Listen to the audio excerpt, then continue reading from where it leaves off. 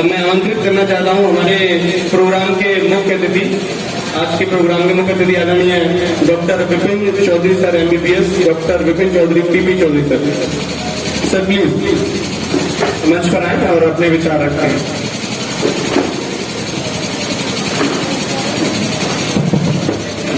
Hello, आप सभी को मेरी ओर से जय भीम। सबसे पहले मैं बहुजन समाज में जन्मे संत गुरु महापुरुषों को नमन करते हुए मंचासीनगढ़ हम भारत के लोग फाउंडेशन की पूरी टीम और यहाँ पर उपस्थित सभी मेरे बहुजन समाज के बुद्धिजीवी, मेरे पितातुल्य, मेरे हमउम्र माताएं बहनों को चरण स्पर्श करता हूँ। आज का यह कार्यक्रम हम भारत के लोग के फाउंडेशन के द्वारा बच्चों को जो पुरस्कार वितरण किया गया है, ऐसी स्थिति में जिस देश के अंदर कांवड़ यात्रा, नशे को और भी ऐसी चीजों को बढ़ावा दिया जा रहा है जिससे युवा खड़ा ही ना हो पाए। अगर शिक्षा नहीं लेगा तो वैचारिक परिस्थितियां ही पैदा नहीं होगी उसके दिमाग में, और अगर वैचारिक परिस्थितियां पैदा नहीं होगी तो वो किसी भी चीज के लिए विद्रोह नहीं कर पाएगा, और विद्रोह नहीं कर पाएगा तो अपने लक्ष्य को नहीं पा पाएगा। ऐसी स्थिति में फाउंडेशन ने जो कार्यक्रम रखा है बहुत ही सराहनीय है। मैं पूरी टीम को साधुवाद देना चाहता हूँ, यहाँ पर उपस्थित सभी लोगों को साधुवाद देना चाहता हूँ।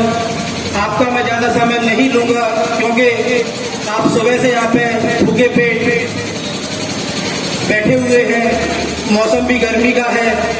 ऐसी स्थिति में आप लोगों ने इतना समय दिया है, वही हमारे लिए, इस फाउंडेशन की टीम के लिए काफी है। एक बात जरूर कहना चाहता हूँ कि बहुजन समाज में हम लोगों ने सिर्फ एक भूख रखी है, वो है पेट की। इस पेट की भूख को थोड़ा सा कुछ समय तक, कुछ वर्षों तक कम कर लिया जाए और इस भूख को दिमाग में ले लिया जाए। दिमाग की भी भूख होती है और उसकी भूख मिटती है पढ़ाई से, किताबों से, अच्छे लोगों के साथ बैठने से, आचार विचार प्रदान करने से। जिस दिन अगर ऐसा हम लोग करने लगेंगे तो हमारे महापुरुषों की जो क्रांति है, त्याग है, बलिदान है, संघर्ष है, वो यकीनन एक दिन हम पूरा कर पाएंगे। समाज के बहुत सारे लोग को कहते हुए मैंने सुना है कि भाई हम तो गरीब हैं, शिक्षा कहाँ से ग्रहण करेंगे। तो मैं उन लोगों को, उन समाज के तमाम लोगों को ये बताना देना चाहता हूँ कि बुद्ध से लेके आज तक जितने भी लोग हमारे महापुरुष रहे, ये अलग अलग समय पे इन्होंने अपने अपने कीर्तिमान प्राप्त किए और समाज को एक नई दिशा दी। बुद्ध के समय पे ना लाइट थी, ना किताबें थी, ना कोई शिक्षा नीति थी। फिर बाबा साहब के समय पे आए तो उस समय पर भी लाइट नहीं थी और शिक्षा नीति भी नहीं थी, लेकिन फिर भी उन्होंने एक रोटी कम खा के, एक किताब ज्यादा खरीद के, उसको पढ़ के संविधान रचा। संविधान में हमें बहुजन समाज को जो सदियों से ही नहीं, हजारों लाखों वर्षों से शिक्षा से वंचित रहा, अपने हक अधिकार स्वतंत्रता बंधुता के लिए वंचित रहा, उसको बदवा मजदूर बनाए रखा, उसको अन्य अत्याचार से पीड़ित रखा गया, उसको खाने तक के लिए निवाला पैदा नहीं था। यहाँ तक कि जिस चीज का हर जगह पे प्राप्त है, पानी, जल जिसको हम कहते हैं, उस तक को पीने नहीं दिया, उसका अधिकार भी हमें संविधान लिख के मिला। और शिक्षा हमें कह सकते हैं कि एक तरीके से शिक्षा को हमें खाने से ऊपर रखना चाहिए, क्योंकि खाना कितना भी स्वादिष्ट हो, महंगा हो, गर्म हो, ठंडा हो,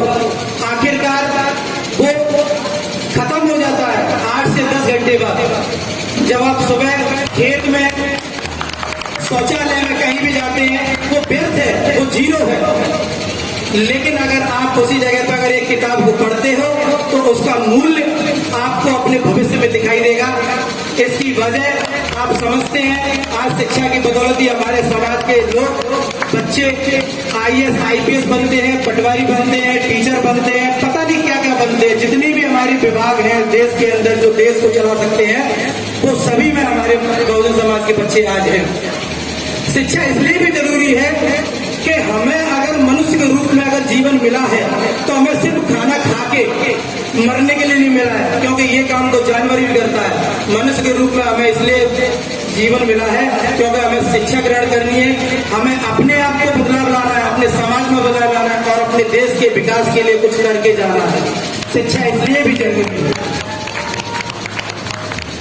इसी बात को कहते हुए मैं अपनी वाणी को विराम देता हूं, लेकिन उससे पहले 2 मिनट में और लूंगा युवाओं के लिए। एक समय ऐसा था जब इस देश में कोई भी जंग हथियारों से लड़ी जाती थी। हथियारों में भी विशेषकर भाले, तीर, तलवार, इस प्रकार के हथियार हुआ करते थे। उसके बाद समय आया गोला बारूद, बंदूकों का। ये भी एक समय था युद्ध को लड़ने के लिए, अपने साम्राज्य को पैदा करने के लिए।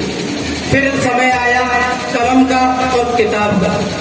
यहाँ पे हमें सबसे विशेषकर ध्यान देना चाहिए। जब समय कलम और किताब का है तो मेरे देश का बहुजन समाज का युवा कुछ चंद लोगों के बहकावे में आके हथियार उठा रहा है, ये बहुत ही गलत है। और हमारे देश का जो भविष्य है, जो युवा है, ये अपनी रीढ़ की हड्डी को कमजोर कर रहा है, क्योंकि इन पे भविष्य में आके FIR कट रही है अभी भी, और इनको आगे जाके नौकरियां नहीं लगेंगी। तब इनको समझ में आएगा कि हमारी लड़ाई तो शिक्षा और कलम से ही हो सकती थी, तो हमें इन बंदूकों की और लठियाओं की क्या जरूरत है। जय भीम, जय भारत। साथियों, आपको हमारे वीडियोज अच्छे लगते हैं तो हमारे YouTube चैनल को सब्सक्राइब करें, लाइक करें, कमेंट करें और सभी ग्रुपों में शेयर करें, क्योंकि हमारे सभी वीडियोज़ मिशन जय आसरा पर आधारित हैं।